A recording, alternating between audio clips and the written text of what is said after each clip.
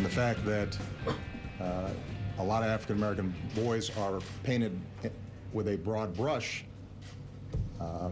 and the excuse is given, well, there are these statistics out there that show that African-American boys are more violent.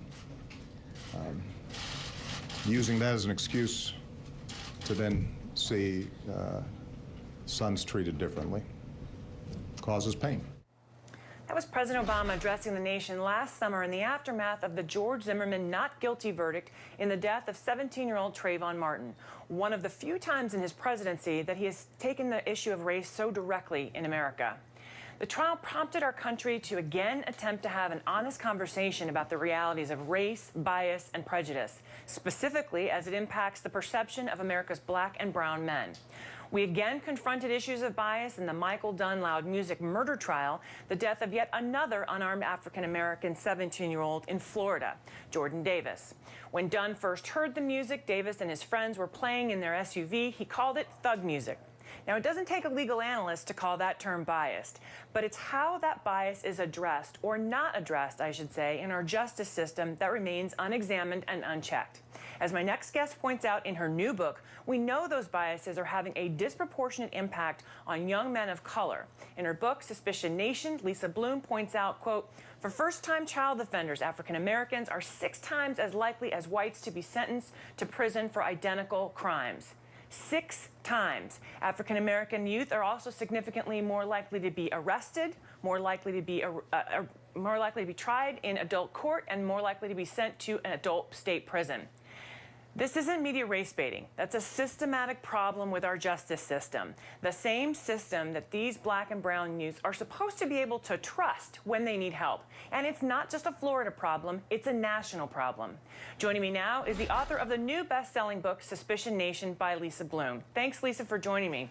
Thanks for having me. So I love the book, I will just say. It's a fascinating read for a lot of reasons. I want to start, you were very hard on the prosecutors in the Zimmerman case. But one of the things that strikes me, because towards the end of the book, you talk a lot about the biases in our system. And I'm wondering, how can, you had John Guy twice had an opportunity to recognize the role that race and racial bias was playing in 2 cases that we're talking about now. How could what could be done to help him do a better job of recognizing his own bias, or how his own bias may be preventing him from putting on the best case? So it's such an important question, and I would encourage everyone to take the implicit racial bias test. You can take it online. It's a test developed by Harvard University researchers to test what's really going on, because most of us think we're not racist. Most of us think we're colorblind. I'm sure the prosecutors in this case think that. And listen, I thought that, and I reveal in the book my own experience taking that test, because this isn't just a problem about other people, pointing the finger, calling somebody a racist. I think this is a system-wide problem. We all live in a culture with a lot of very negative depictions of African Americans. We know that children as young as 6 years old will say that the white doll is the good doll and the black doll is the bad doll. So I think the first step is consciousness raising in a very non-threatening way.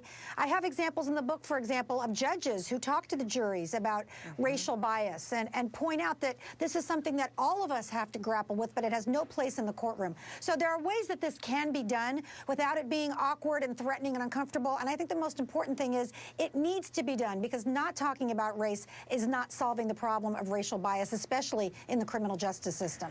And, to that point, one of the things that struck me also in both cases, I mean, the 2 young men, the presumptions that were made about these young men, for a while with Trayvon Martin, was the hoodie, right? There was a question about the hoodie and what does that say? And then with regard to the thug music that we heard about in the other case, I mean, and yet the parents were the ones who spoke the most eloquently about their children, and it felt like that representation of their children wasn't made part of the case in a way that would have at least filled out that picture or balanced it a little bit better.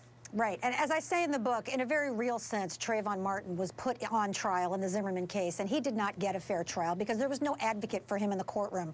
For example, he was compared on a number of occasions to a couple of burglars who had been in the neighborhood 6 months prior. Trayvon Martin had nothing to do with those burglars, no connection whatsoever. But the prosecutors failed to rise to their feet and say, to attribute the wrongs of 2 African Americans, the burglars, to all African Americans is the very definition of racism. I mean, what an outrageous, unfair comparison. In the Jordan Davis case, Michael Dunn wrote explicitly racist letters from jail. The prosecutors had them, but failed to argue them. And why is that? I mean, that is one of the remaining questions that I have. I know that there'll be another step in this case, but why were those letters not introduced? Initially, the judge said they were not relevant, but once the defense brought in character evidence, witnesses to say that Michael Dunn was gentle and peaceful, the prosecution should have applied again to get those letters in, and they should have come in.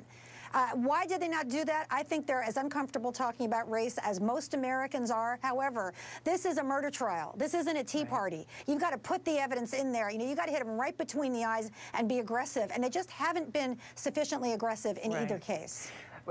Very quickly, I want to talk about something that you talk about in the book that I found really interesting, fascination versus fear. And you talk about, you write about the fact that there is this history in this country of some very brutal white serial killers. You write Ted Kaczynski, Jeffrey Dahmer, Dennis Rader, known as BTK. Though each of these men was white, striking again and again in towns and cities across the United States, garnering intense media coverage of their crimes, no fear of white men emerged. Instead, there's a sort of fascination with those cases, and yet what we see when it comes to African-American youth, it's more of a fear. I really wanted to drill down on this fear of the African-American criminal and figure out where it came from historically and why so many people still have that fear today. And I looked at the statistics very, very careful to see if it's true. And frankly, it's not. So as a white person, for example, I'm 6 times more likely to be victimized by another white person if I'm a crime victim. George Zimmerman was more likely to be hit by lightning when he got out of his car that night in Florida than to be victimized by Trayvon Martin. And yet the fear persists because it's a deeply embedded stereotype in America. And how can we, I think part of it, what we need to be doing, though, is showing African-American youth in more positive lights and maybe switching that fascination that we have with some of, these serial killers that you talked about, for example, and we should maybe fear them a little bit more. Right. I mean, what's scarier than a murderer and a rapist on the loose? Right. I mean, I think that's a pretty scary thing.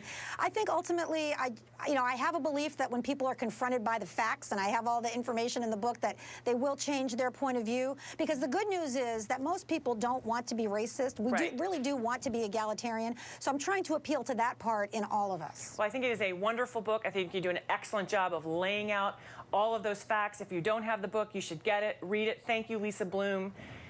Thank you so much. I really appreciate that. The best-selling book, Suspicion Nation, is in bookstores now.